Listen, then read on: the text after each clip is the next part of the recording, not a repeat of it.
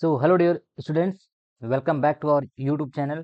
तो बच्चों, जैसे कि मैं आपको बीएससी सेकंड सेमेस्टर की क्लास जो कि आपके एनईपी के बेस में है, इसके ऊपर आपको क्लास ले रहा था। उसमें आज हम तीसरे लेक्चर के रूप में देखेंगे, जिसमें हम पढ़ेंगे एसिड बेस थ्योरी के नए थ्योरी के बारे में। जैसे कि प्रीवियस सिलेबस में, प्रीवियस वीडियो में मैं आपको डिस्कस किया था कि कौन कौन सी एसिड बेस थ्योरी है जो आपको इसमें पढ़ना था। तो इसमें हमने देखे थे कि थ्योरी ऑफ एसिड बेस में आपका Arrhenius acid theory, Bronsted Lowry acid theory और कॉन्जुगेट एसिड एंड बेस। उसी तरीके से हम आगे देखे थे relative strength of acid and base और लक्स फ्लड कॉन्सेप्ट।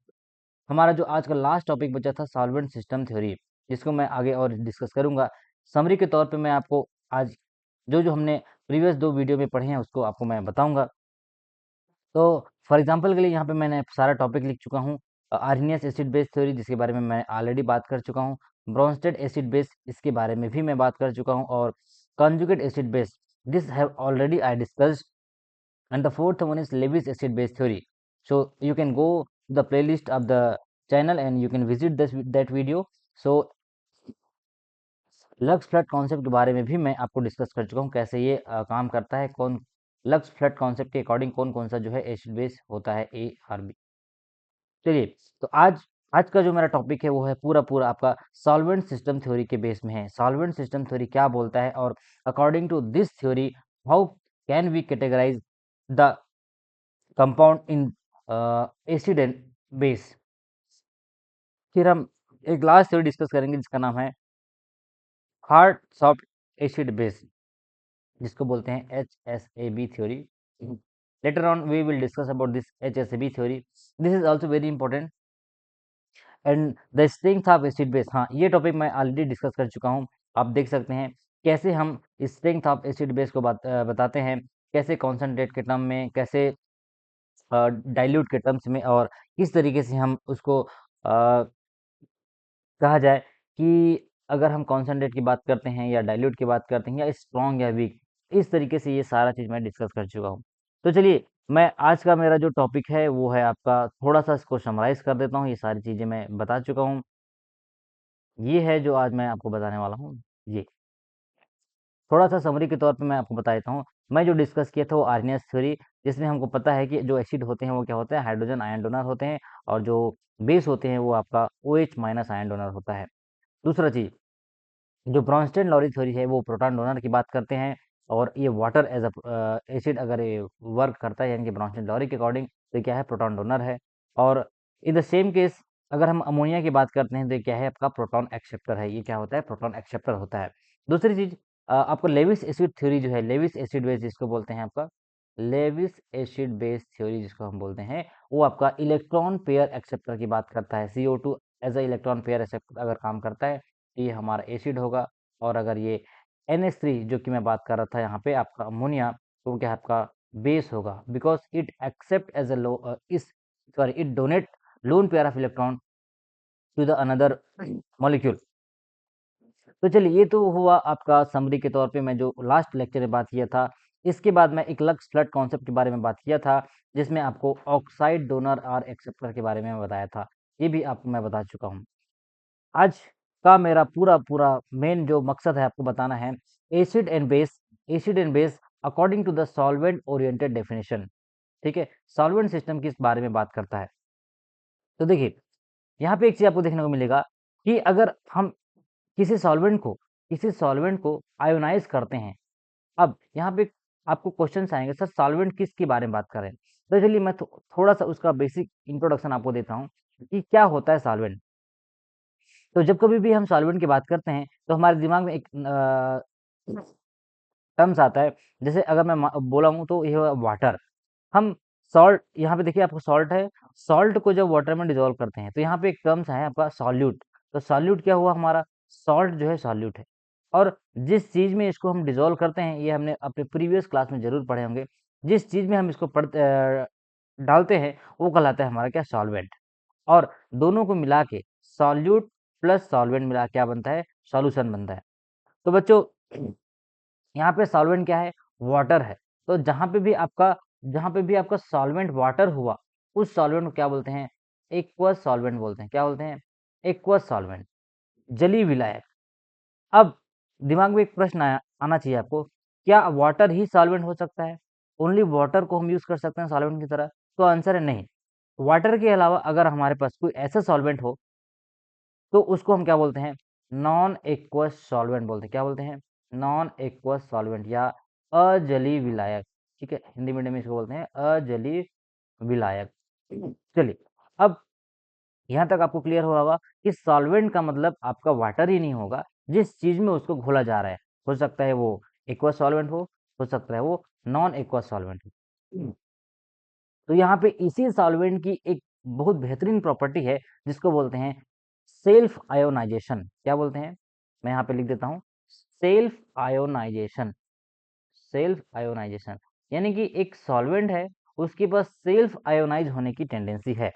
अब वो जब सेल्फ आयोनाइज होगा, जैसे यहाँ पे आपको दिख रहा होगा वाटर, तो ये दो पार्ट बनाएगा, एक केटायन पार्ट और दूसरा एनायन पार्ट। उसी तरीके से अगर हम अमोनिया को सॉल्वेंट की तरह यूज करें, अमोनिया भी सॉल्वेंट हो सकता है, तो ये एक दो दो टाइप के आयन बनाएंगे, एक अमोनियम आयन बनाएंगे और दूसरा एमाइड आयन बनाएंगे। तो एमाइड आयन आपका क्या है? केटायनिक एनायनिक पार्ट है, और ये जो आपका अमोनियम आयन होगा क्या होगा? केटायनिक पार्ट है। तो जब कभी भी कोई भी ऐसा मॉलिक्यूल है या जो भी कंपाउंड है, हमको ये चेक करना है कि वो एसिड है या बेस है। एसिड है या बेस है, तो ये थ्योरी ये बोलता है किसी भी कंपाउंड को एसिड और बेस में ये तब बताएगा जब किसी सॉल्वेंट में उसको आप क्या करोगे? डिसॉल्व करोगे, और डिसॉल्व करने के बाद आपको ये देखना है कि ये सॉल्वेंट जब आयोनाइज हुआ रहा होगा, तो ये जो धनायन पार्ट है यानी कि केटायन पार्ट है, उस केटायन पार्ट और उस एनायन पार्ट में कौन सा पार्ट वहां पे फॉर्म हो रहा है। फॉर एग्जाम्पल के लिए मैं आपको बताऊंगा, पहले आप डेफिनेशन समझिए कि कोई भी सब्सटेंस एसिड कब कहलाएगा? An acid is a substance that produces the cationic characteristic.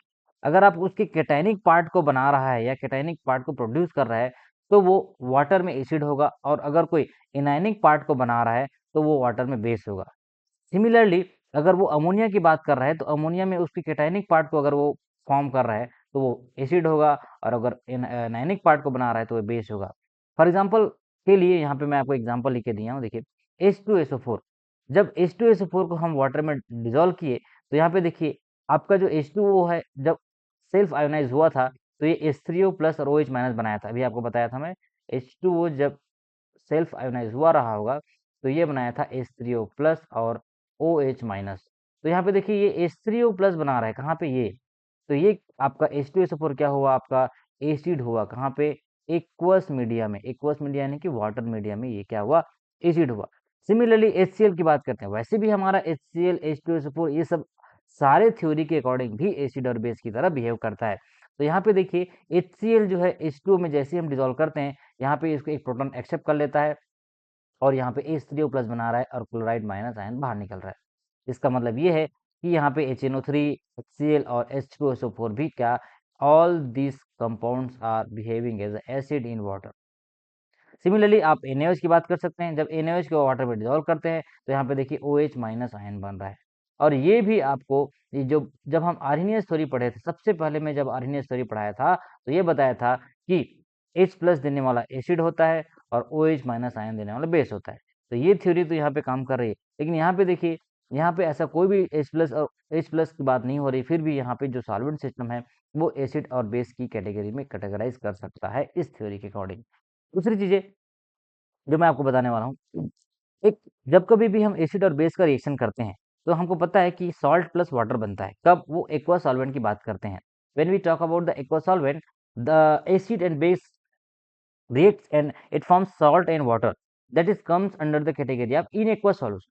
But when we talk about the non-aqueous solvent like ammonia, HNO3, HF, so it forms salt and that solvent. It ammonia is a solvent. Here ammonia is working as a solvent. So you can prefer in liquid ammonia when acid and base getting reacted, salt and ammonia is getting formed. So चलिए आगे बढ़ते हैं। हाँ, ये जो मैं आपको बताने वाला हूँ एकदम मेन चीज, एक आपको प्रोटिक सॉल्वेंट। अब देखिए सॉल्वेंट को दो कैटेगरी में बांट दिया गया है, एक है आपका प्रोटिक सॉल्वेंट और दूसरा है आपका अप्रोटिक सॉल्वेंट। अब एक प्रोटिक और अप्रोटिक क्या है? आई होप कि आपको ये डेफिनेशन समझ आया होगा। आगे और जब एग्जांपल दूंगा तो आपको क्लियर होते जाएगा कि कैसे आपका एसिड और बेस जो है कैटेगरीज हो रहा है। अब देखिए यहाँ पे आपका जो वाटर है क्या है, आपका प्रोटिक सॉल्वेंट। प्रोटिक सॉल्वेंट यानी कि इसमें प्रोटॉन है, दिख रहा है आपको। प्रोटॉन वाले सॉल्वेंट को प्रोटिक सॉल्वेंट या प्रोटोनिक सॉल्वेंट बोलते हैं।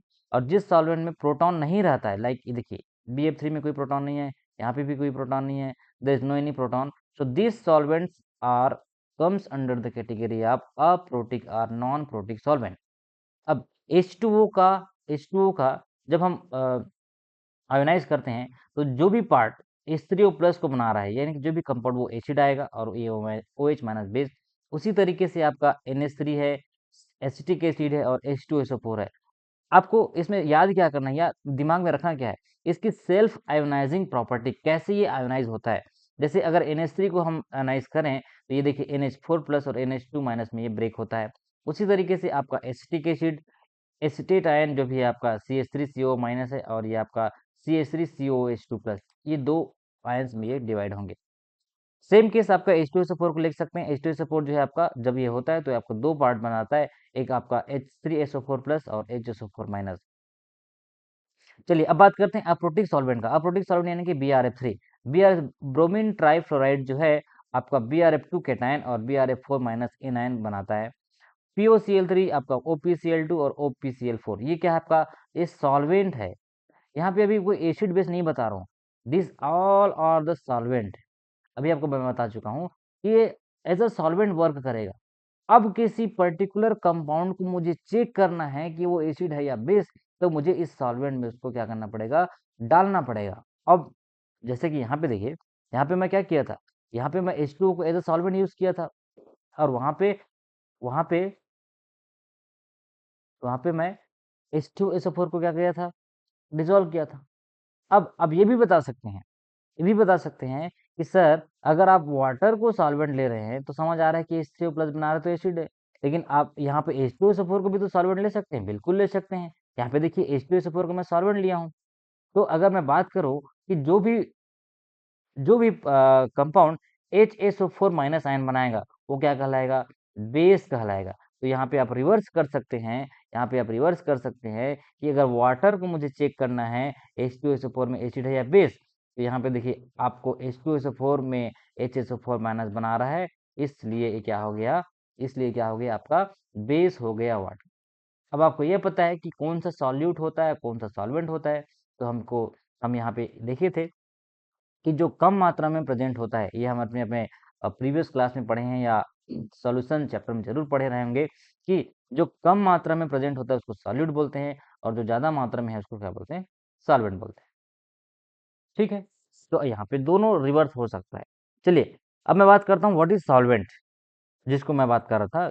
थोड़ा सा आगे इसको और इलेबोरेट करता हूँ।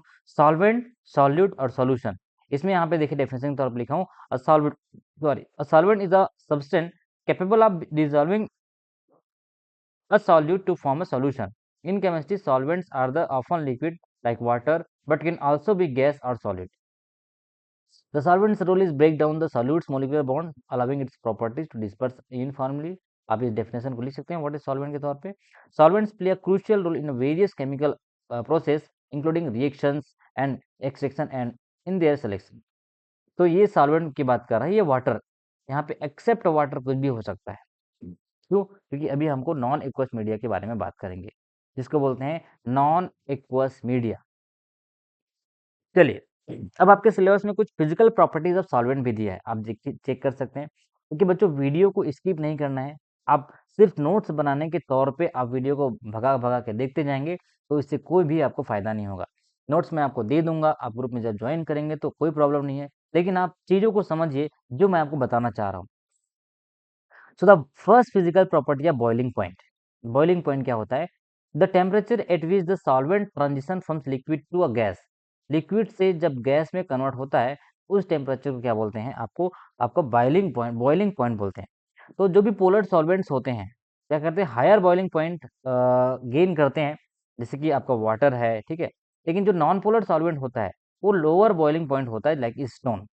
तो इसमें हाई इंटरमोलिकुलर बॉन्ड होता है आपका, जो क्या होता है आपका जो पोलर सॉल्वेंट होता है, polar solvent, non polar solvent भी मैं आपको बताऊंगा क्या होता है। पहले आप इतना समझिए कि कौन कौन सी फिजिकल प्रॉपर्टी है आपके सॉल्वेंट में। दूसरा है melting point. Melting point temperature at which the solvent transition from solid to liquid.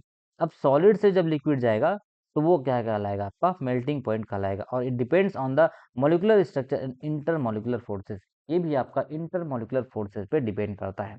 ये आप एग्जाम में लिख सकते हैं। If you are asked how what write the physical properties of the solvent, so you can write this all the property.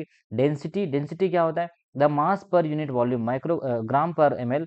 polar solvents like polar solvent का density कितना होता है, 1 ग्राम पर ml tend to be denser than non polar solvent. जो polar होते हो क्या होते हैं, ज्यादा डेंस होते हैं, लाइक हेक्सेन। तो ये फिर polarity, the distribution of electrical charge with in the molecule polar solvent. मैं आपको बताऊंगा, जैसे कि ये होता है वाटर का सेव, तो ये क्या होता है, पोलर होता है। कैसे पोलर होता है ये सब चीज मैं आपको बताते जाऊंगा। पोलर करने का मतलब क्या है, दो पोल क्रिएट हो जाता है इलेक्ट्रिकल चार्ज के डिस्ट्रीब्यूशन के अकॉर्डिंग। तो बेंजीन है नॉन पोलर सॉल्वेंट है, ठीक है, हेक्सेन है नॉन पोलर सॉल्वेंट है, लेकिन वाटर है, एथेनॉल है, तो ये आपका क्या है, पोलर डिजोल्व पोलर भी इसको बोला जाता है कि जो पोलर सॉल्वेंट होते हैं वो पोलर मॉलिक्यूल को डिजोल्व करते हैं। And the fifth one is viscosity. Viscosity क्या होता है, the resistance to flow more viscous solvent. जितने ज्यादा विस्कस होंगे वो जितना कम फ्लो होता है। लाइक आपको एग्जाम्पल में आपको मैं बता दूं, ग्लिसरीन या ग्लाइकॉल जिसको बोलते हैं, वो बहुत चिपचिपा होता है। वो क्या होता है, मोर विस्कस होते हैं। तो जो लेस विस्कस होते हैं वो जल्दी फ्लो करते हैं, जैसे कि हनी है, ग्लिसरॉल है। जैसे आप एग्जांपल के लिए पानी को या किसी फोर्स में डालोगे और ग्लिसरीन को डालोगे, तो जो ज़्यादा विस्कस होता है वो कम ट्रेवल करते हैं, यानी कि उसका रेजिस्टेंस ज़्यादा होता है। ये तो आप जनरली जानते हैं। And the six one is surface tension. Surface tension क्या होता है, the cohesive force that at the liquid surface water has a high surface tension. Surface tension यानी कि जो ऊपर में जो सरफेस टेंशन होता है ना, फ्रीज ना हो जाए जिसको, तो हाइड्रोजन बॉन्डिंग की वजह से होता है। तो ऑर्गेनिक जो सॉल्वेंट होते हैं उसमें लोअर सरफेस टेंशन होता है, ठीक है। तो ये है आपका फिजिकल प्रॉपर्टी ऑफ सॉल्वेंट। और कुछ और प्रॉपर्टीज जो मैं यहाँ पे दी है आपका, रिफ्रैक्टिव इंडेक्स होता है, डाइलेक्ट्रिक कांस्टेंट होता है। हाँ, ये बहुत इंपॉर्टेंट है, डाइलेक्ट्रिक कांस्टेंट। डाइलेक्ट्रिक कांस्टेंट क्या होता है, ये जो सॉल्वेंट की एबिलिटी है कि कैसे वो इलेक्ट्रोस्टैटिक फोर्स को रिड्यूस करके रखता है। तो फॉर हायर जो वैल्यू होता है वाटर के लिए 78.5 indicate better ability to dissolve ionic compound. जिसका ज्यादा डाइलेक्ट्रिक कांस्टेंट होता है वो आयोनिक कंपाउंड को ज्यादा अच्छे से डिसॉल्व कर सकता है। एंड द वोलेटिलिटी क्या होता है, volatility, the tendency of a solvent to evaporate. जैसे कि आप एग्जांपल के लिए मैं आपको आपके डेली लाइफ एग्जांपल बताऊं, जैसे कि हम पेट्रोल टंकी की बात करते हैं, तो जब हम पेट्रोल टंकी खोलते हैं तो देखना वो इवोपरेट होना शुरू हो जाता है।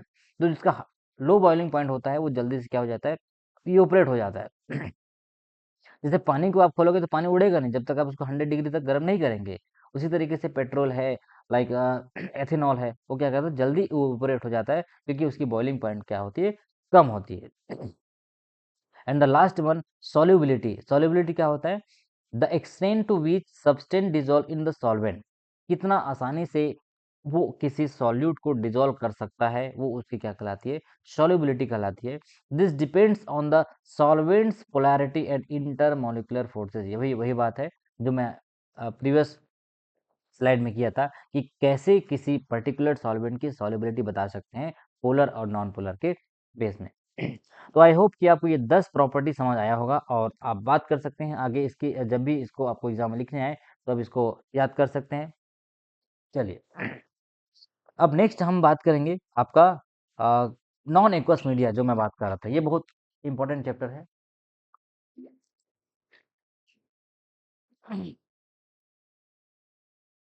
अब देखिए, यहाँ पे मैं एग्जांपल्स के तौर पे लिखा हूँ, प्रोटिक सॉल्वेंट, अप्रोटिक सॉल्वेंट और कोऑर्डिनेटिंग सॉल्वेंट। यहाँ पे आपको एग्जाम में ये भी पूछ सकता है कि प्रोटिक सॉल्वेंट के अंतर्गत कौन कौन सा सॉल्वेंट आता है। तो यहाँ पे देखिएगा आप, हाइड्रोजन फ्लोराइड, H2SO4 और ये मेथिल यानी कि जो मेथिल अल्कोहल। यहाँ पे वाटर की बात नहीं हो रही, देखिए ध्यान से नहीं, क्यों, क्योंकि क्या है, नॉन एक्वस मीडिया है। अब आप भूल जाइए, यहाँ पे आपको वाटर एज अ सॉल्वेंट मिलेगा, वाटर नहीं मिलेगा। वाटर के अलावा कोई दूसरी सॉल्वेंट प्रेजेंट है, उसके बारे में हम बात करने वाले हैं। फिर आता है अप्रोटिक सॉल्वेंट। अप्रोटिक सॉल्वेंट जिसमें आपको प्रोटॉन नहीं रहेगा, नाइट्रोजन टेट्रोक्साइड, BrF3, इसके बारे में हम पढ़ेंगे और आपके सिलेबस में क्या है वो देखेंगे। लेकिन मैं आपको एक सजेशन दूंगा, अगर आपके सिलेबस में एक ही सॉल्वेंट होगा, सपोज क्योंकि there is only ammonia is there.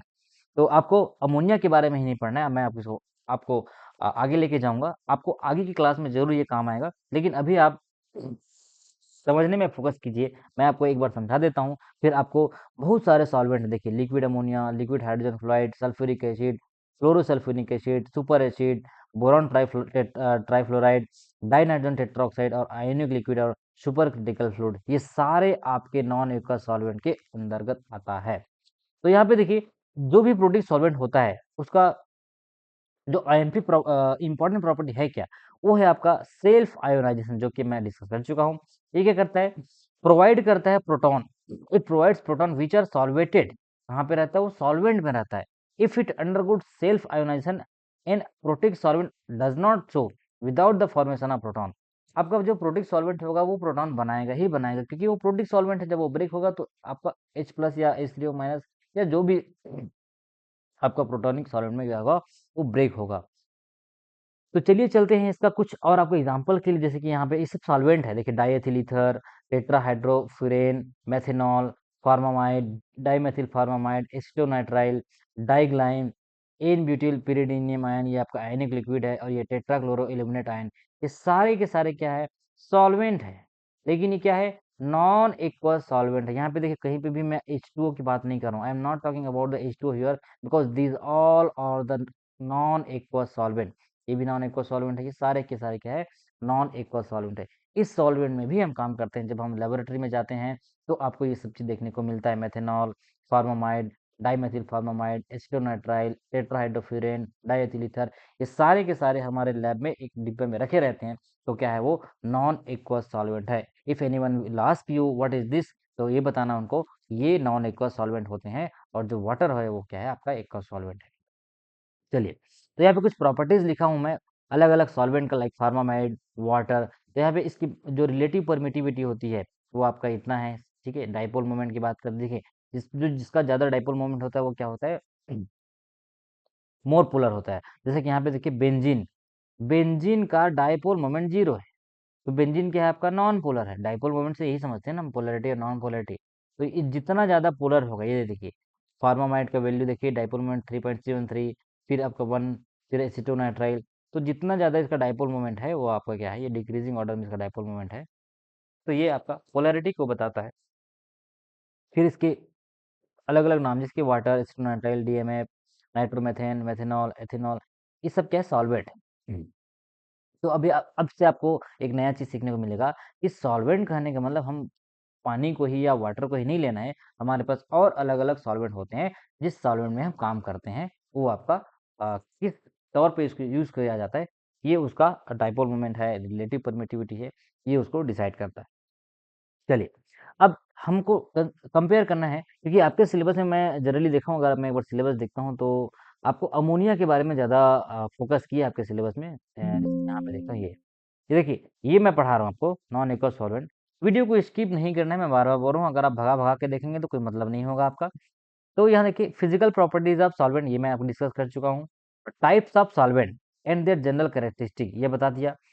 अभी ये बताया ना आपको, अलग अलग टाइप के सॉल्वेंट होते हैं, प्रोटिक सॉल्वेंट, अप्रोटिक सॉल्वेंट, या कोऑर्डिनेटिंग सॉल्वेंट। और इसके लिक्विड अमोनिया, हाँ आपके एग्जांपल में क्या है, आपके जो एग्जाम सिलेबस में है, liquid ammonia as a solvent, यहाँ पे देखिए। फिर है आपका acid base precipitation and complex formation reaction, solution of alkali and alkaline earth metal in ammonia application. तो आपके सिलेबस को पूरा का पूरा नॉन एक्वस सॉल्वेंट को अमोनिया में सेंट्राइज कर दिया है, यानी कि सेंटर कर दिया है। सिर्फ आपको अमोनिया यहाँ पे बताया, लेकिन आपके दिमाग में नॉन एक्वस सॉल्वेंट का मतलब अमोनिया ही नहीं होना चाहिए। मैं आपको बार बार बोल रहा हूँ, ammonia is just one type of non-aqueous solvent. There are so many solvent, there are so many solvent which comes under the category of non-aqueous solvent. तो जब कभी भी आप इसको पढ़े तो अमोनिया को ही बस ना समझिए कि हमारे सिलेबस में अमोनिया दिया है, हम इसको क्यों पढ़े। मैं I agree with you that only ammonia is the there in your syllabus, लेकिन आपको पढ़ना जरूरी है, क्योंकि आपको समझ आएगा कि आगे क्लास में, जस्ट आप एक क्लास आगे जाएंगे या एक सेमेस्टर एक हायर एजुकेशन में जाएंगे तो फिर से ये आपको देखने को मिलेगा। तो उससे बेटर ये है कि हम यहीं पे सारी थ्योरी को क्लियर कर ले, और मेरा ये मकसद है कि आपको हायर एजुकेशन के लिए आपको क्या करना है, तैयार करना है। चलिए, तो यहाँ पे कुछ प्रॉपर्टीज है जो कि आपको डिफरेंस नजर आएगा अमोनिया और वाटर में। क्या है अमोनिया का मेल्टिंग पॉइंट 195.3 है, इसका देखिए मेल्टिंग पॉइंट कितना 273 आपका क्या है केल्विन में है, ठीक है। फिर बॉइलिंग पॉइंट है 239 और इसका देखिए बॉइलिंग पॉइंट ज़्यादा है। तो डेंसिटी कितना है इसका अमोनिया का 0.7, इसका 1 है। तो कुछ तो डिफरेंस है। डाइपोल मोमेंट देखिए 1.47 1.85, तो मोर पोलर क्या होगा आपका वाटर होगा। फिर रिलेटिव परमिटिविटी है इसका 25 और 78। और उसी तरीके से कि सेल्फ आयोनाइजिंग कांस्टेंट जो मैं आपको बात कर रहा था, खुद से अपने आप में आयोनाइज होना, तो ये देखिए वाटर का सबसे ज़्यादा है 1.1 इंटू 10⁻14 और इसका देखिए 5 पॉइंट इंटू 10⁻27। ठीक है, चलिए अब हम as as a non aqua solvent हम किसको डिस्कस करेंगे। सबसे पहले हमारे पास है अमोनिया NH3। तो इसकी कुछ प्रॉपर्टीज है उसको डिस्कस करते चलते हैं। नॉन एक्वा सॉल्वेंट है क्या चीज। अगर आपको लिख के आता है एग्जाम में क्वेश्चन पूछते हैं कि what is non aqua solvent, define and give the example. तो देखिए in inorganic aqua solvent in an inorganic non aqua solvent is a solvent other than water that is not an organic compound. हाँ ये बहुत important है। Organic compound है ये हमारा होना जरूरी नहीं है, ठीक है। तो क्या है आपका एक इनऑर्गेनिक सॉल्वेंट भी हो सकता है, उसको बोलते हैं आपका नॉन एक्वा सॉल्वेंट। दूसरा चीज common examples are liquid ammonia, liquid sulphur dioxide, sulphuryl chloride, phosphoryl chloride, dinitrogen tetraoxide, antimony trichloride. देखिए ये तो मैं बता ही नहीं था, ये भी नया चीज है। Bromine pentafluoride, hydrogen fluoride, pure sulphuric acid and other inorganic acid, ये सब क्या है नॉन एक्वा सॉल्वेंट के अंदर आता है। थर्ड पॉइंट है this solvents are used in chemical research and industry for reaction that cannot occur in aqua solution और रिक्वायर स्पेसिफिक इन्वायरमेंट। ऐसा कोई भी कंडीशन जहाँ पे हमको वाटर को रेस्ट्रिक्शन है, हम उसमें पानी नहीं मिला सकते या वाटर के सरकमस्टेंसेस में हम उसको रिएक्शन नहीं कर सकते, तब इसकी हमको बहुत जरूरत पड़ती है जिसको बोलते हैं आपका नॉन एक्वस मीडिया या नॉन एक्वस सॉल्वेंट। तो यहाँ पे आपको तीन टाइप से कैटेगराइज कर सकते हैं। प्रोटिक सॉल्वेंट ये मैं बता चुका हूँ, अप्रोटिक सॉल्वेंट ये भी बता चुका हूँ, और एक होता है कोऑर्डिनेटिंग सॉल्वेंट जिसको बोलते हैं आपका मेथिल साइनाइड, डाइएथिल ईथर और आपका ये डाइमेथिल कीटोन। तो ये आपका क्या है कोऑर्डिनेटिंग सॉल्वेंट के अंदर आता है। अब यहाँ पे देखिए aprotic solvent undergoes self ionisation to provide proton which are solvated and aprotic solvent undergoes self ionisation without the formation of proton. भाई नाम में ही आपको लिखा है कि अप्रोटिक है तो वो प्रोटॉन नहीं देगा, और प्रोटिक सॉल्वेंट है तो आपको सेल्फ आयोनाइजेशन होने के बाद वो आपको क्या देगा प्रोटॉन देगा। चलिए नेक्स्ट चलते हैं। कुछ प्रोटोनिक एंड नॉन प्रोटोनिक का सॉल्वेंट का एग्जांपल और अच्छे तरीके से जो ये आपको बताया था मैं। अमोनिया है, HF है, H2SO4 है, और यहाँ पे देखिए एसिडिक और प्रोटोजेनिक सॉल्वेंट जो है आपका H2SO4 है, HCl, acetic acid, hydrogen cyanide, ये बेसिक है NH3 और N2H4 जो हाइड्रोजन है। तो ये सब क्या है सॉल्वेंट है। क्या सॉल्वेंट है नॉन एक्वा सॉल्वेंट है। दूसरा the solvent from which protons can not be derived, यहाँ पे प्रोटॉन नहीं है तो क्या है देखिए N2O4 NO plus SbCl3 POCl3। हाँ लेकिन इसका आयोनाइज सेल्फ आयोनाइजेशन आपको जानना है कि क्या बनाता है नाइट्रेट और नाइट्रोसोनियम, ये आपका है डाइक्लोरो एंटीमोनियम, और ये आपका टेट्राक्लोरो एंटीमोनेट SbCl4। तो ये अभी आपको इसमें फोकस करना है NH3 के बारे में, क्योंकि अभी आपको मैं आपके सिलेबस के अकॉर्डिंग पढ़ा रहा हूँ।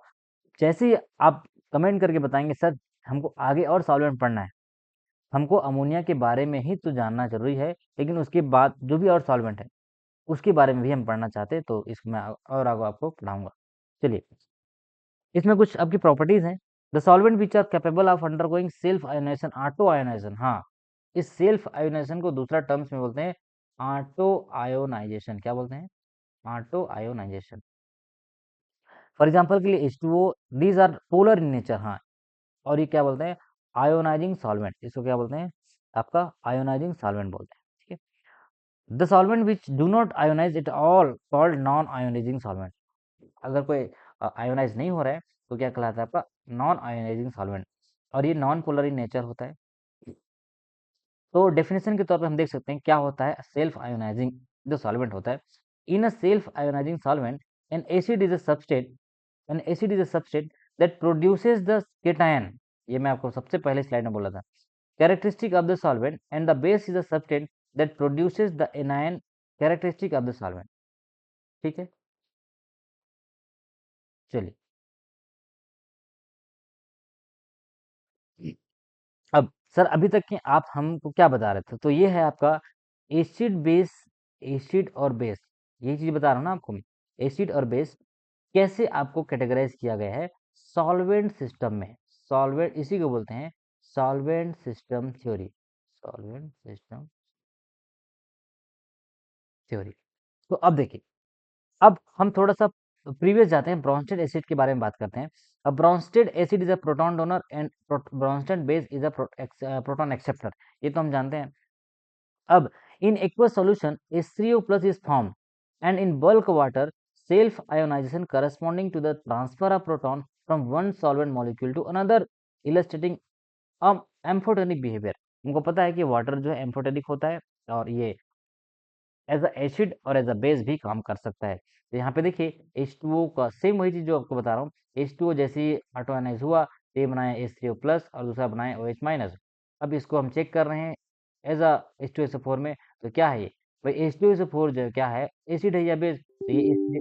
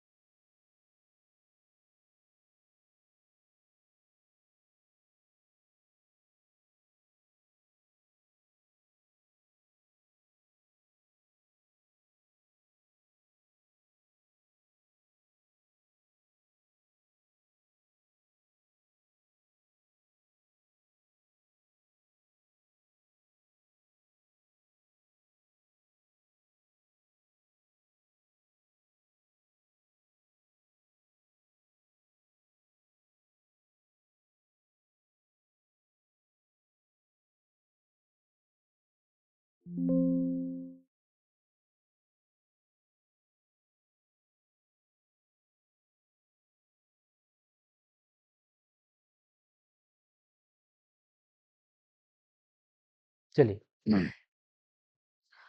तो जो मैं बात कर रहा था आपका कि वाटर और अमोनिया, मतलब वाटर को भी हम एज एसिड यूज कर सकते हैं, तो वाटर एसिड और एसिड बेस हो सकता है, ठीक है। इन लिक्विड अमोनिया जब भी हम बात करेंगे आपका लिक्विड अमोनिया, तो उसको हम क्या बोलेंगे नॉन एक्वस मीडिया बोलेंगे। तो इन लिक्विड अमोनिया क्या होगा, NH3 proton transfer leads to the formation of NH4। अब ये क्या हो रहा है, प्रोटॉन ट्रांसफर होकर क्या बना रहा है आपका अमोनियम आयन बना रहा है, NH4 आयन बना रहा है और NH2 माइनस आयन बना रहा है। अब जो भी कंपाउंड इसके NH4 प्लस यानी कि जब भी आप बात करेंगे एसिड बेस का, तो जब NH4 आयन बनेगा, NH4 आयन बनेगा उस रिएक्शन में, तो वो molecule as a acid work करेगा या एज अ एसिड होगा। और जो इसको जिसमें NH2 माइनस यानी कि एमाइड आयन बनेगा, वो क्या होगा, बेस होगा। फॉर एग्जांपल के लिए यहाँ पे मैं कुछ लिखा हूँगा तो यहाँ पे दिखा देता हूँ। अ, ये देखिए,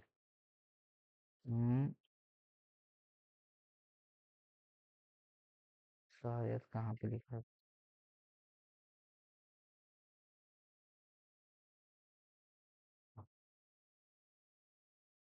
मैं आपको एग्जांपल के तौर पे ये बता रहा हूँ कि क्या है NH2 का एग्जांपल। चलिए, मैं शायद एग्जांपल कहीं पे लिखा होगा। NH, हाँ, अगर ये सेल्फ आयोनाइजेशन होता है तो ये देखिए NH3 अमोनियम आयन बनाता है और दूसरा एमाइड आयन बनाता है। और ये अगर कोई भी एक ऐसी प्रॉपर्टी, कोई भी एक ऐसी कंपाउंड जो आपका NH4 प्लस की बात करता है, NH4 प्लस की बात करता है, तो क्या होगा, वो आपका एसिड होगा।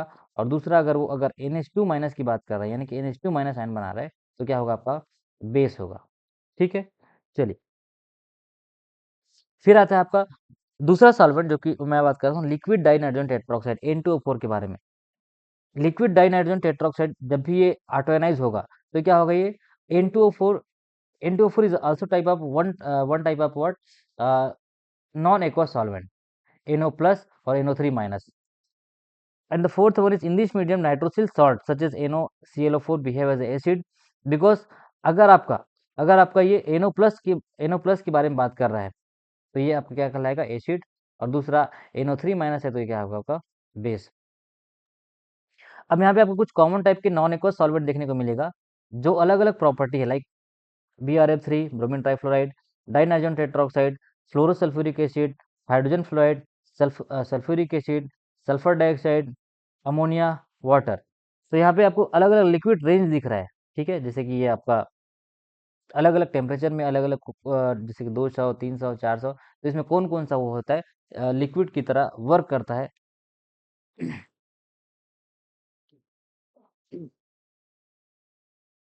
अब इसमें जो मैं बात कर रहा था आपका जो प्रॉपर्टीज है, ठीक है, हाँ, ये देखिए लिक्विड अमोनिया का, हाँ, इन दिस में, हाँ, ये हो गया आपको। Hmm comparison of the physical properties of NH3 with those of water. NH3 has a lower melting. जब भी हम वाटर को अमोनिया से कंपेयर करते हैं, तो यहाँ पे आपको लोअर मेल्टिंग पॉइंट दिखेगा, लोअर बॉइलिंग पॉइंट दिखेगा, आपका जो डेंसिटी है, विस्कोसिटी है, डाइलेक्ट्रिक कांस्टेंट है, and electric conductivity. This is due to the weaker hydrogen bonding in amine. जब भी हम वाटर को, H2O को अमोनिया से कंपेयर करते हैं, तो सारा चीज हमको क्या दिखता है, लोअर दिखता है, जो कि आपको ये टेबल में मैं यहाँ बताया था आपको। ये देखिए सब चीज आपको वाटर से कम ही दिख रहा है। क्यों? क्योंकि इसमें अमोनिया में आपका लोअर हाइड्रोजन बॉन्डिंग प्रेजेंट होता है, ठीक है। चलिए, each NH3 molecule has only one lone pair of electron compare with the two for each H2O molecule। H2O में आपका दो लोन पेयर आपको देखने को मिलता है, लेकिन अमोनिया में आपका एक ही लोन पेयर है। तो self ionization of ammonia is much weaker than water. आपको वाटर के कंपैरिजन में आपका जो सेल्फ आयोनाइजिंग है वो क्या होगा, कम होगा।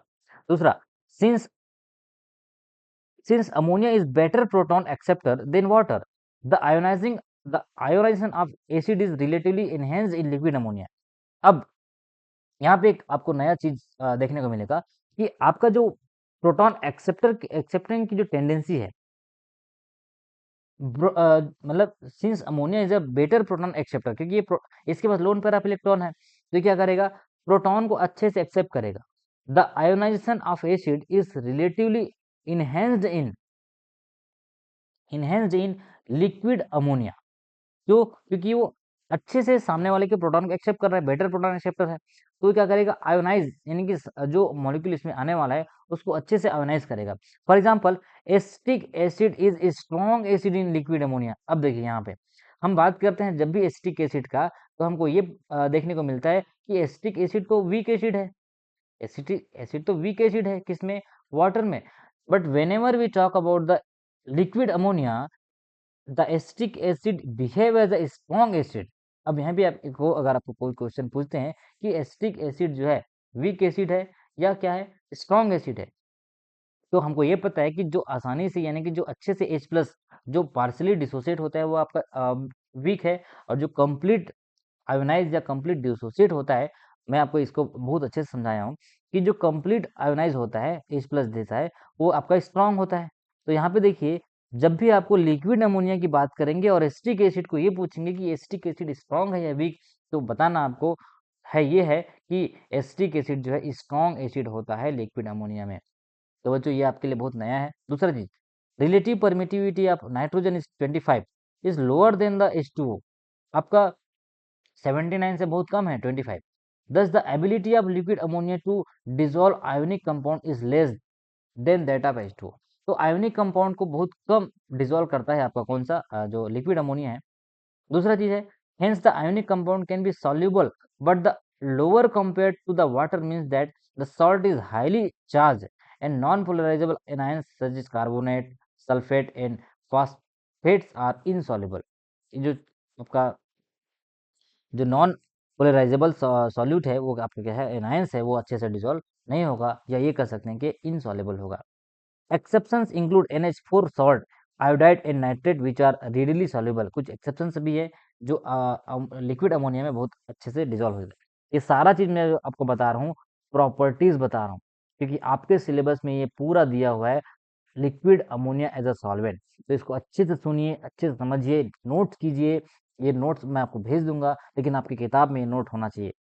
NH3 is more polarizable, NH3 is more polarizable than water, so salt with more polarizable anions are more soluble।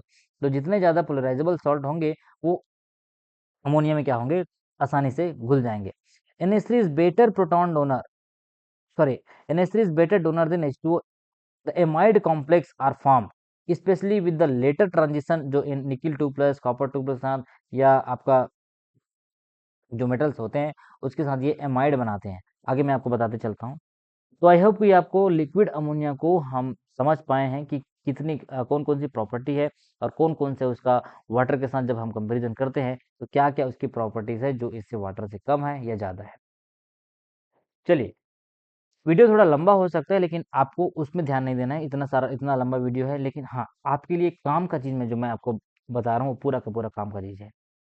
अब देखिए, इसमें कुछ रिएक्शंस हैं, सॉल्वोलिसिस रिएक्शन होता है, मेटाथिसिस रिएक्शन होता है या सोडामाइड एज़ अ बेस या हम यूज़ कर सकते हैं इसमें देखिए लिक्विड अमोनिया में जब हम बात करते हैं POCl3 का, ठीक है? तो आपको यहाँ पे एक एमिनेशन जो कि आपको सॉल्वोलिसिस का रिएक्शंस है, प्रेसिपिटेशन रिएक्शन है, प्रेसिपिटेशन रिएक्शन होता है इसमें। इसमें क्या होता है देखिए, जब हम कभी भी वाटर के साथ सिल्वर नाइट्रेट का रिएक्शन करते हैं तो हमको पता है कि AgCl बनता है और ये आपका क्या बनता है NaNO3 बनता है सोडियम नाइट्रेट। तो यहाँ पे देखिए आपका जो हैलाइड है HCl है या सॉरी जो ऑर्गेनिक हैलाइड होते हैं उसके साथ अगर हम वाटर के साथ रिएक्शन करते हैं ये देखिए तो हमको एक प्रेसिपिटेशन रिएक्शन मिलता है AgCl।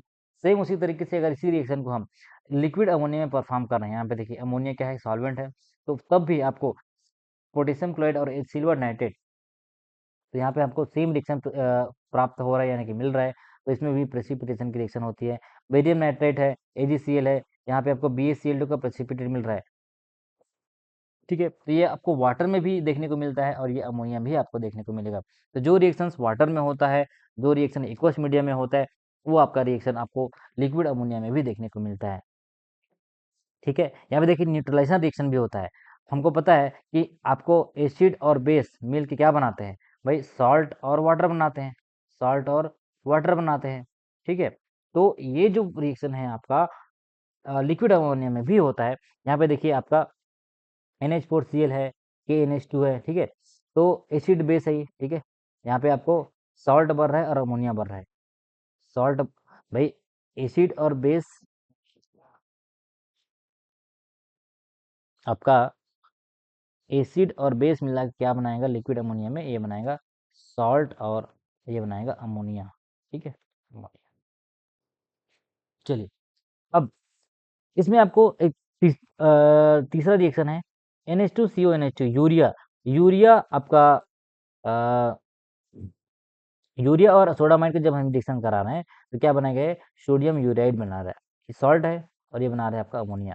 तो इसमें इसमें होगा क्या जो भी आपका लिक्विड अमोनिया जब भी इसमें इस कॉम्बिनेशन में इन्वॉल्व होगा आपका सॉल्ट और क्या बनाएगा अमोनिया। NH4Cl और NaNH2 का रिएक्शन करें तो सॉल्ट बढ़ रहा है और अमोनिया बढ़ रहा है। इसका मतलब ये है कि न्यूट्रलाइजेशन रिएक्शन भी पॉसिबल है आपका लिक्विड अमोनिया में। ठीक है चलिए अब एक लास्ट टॉपिक जो आपके सिलेबस में है alkali metal liquid ammonia solution. ये बहुत इंपॉर्टेंट है इसके बारे में मैं अच्छे से डिस्कस करूंगा। Alkali metal liquid ammonia solution. ठीक है तो हो सकता है वीडियो आपके लिए लॉन्ग हो सकता है तो इसको मैं यहीं पे पॉज कर सकता हूँ करता हूँ। और दूसरा चीज़ ये कि आपको इस पूरे जब अभी तक जो आपको प्रॉपर्टी समझाया हूँ ये सारी चीज़ें एक बार आप लिखिए क्या होता है अमोनिया क्या होता है वाटर क्या होता है नॉन एक्वस मीडिया। ठीक है फिर मैं आगे आपको जो नया टॉपिक है लिक्विड अमोनिया को एज अ एल्कली सॉल्यूशन में हम कैसे यूज़ करते हैं जब हम पढ़ेंगे बर्च रिडक्शन पढ़ेंगे तो इसको कैसे यूज़ किया जाता है।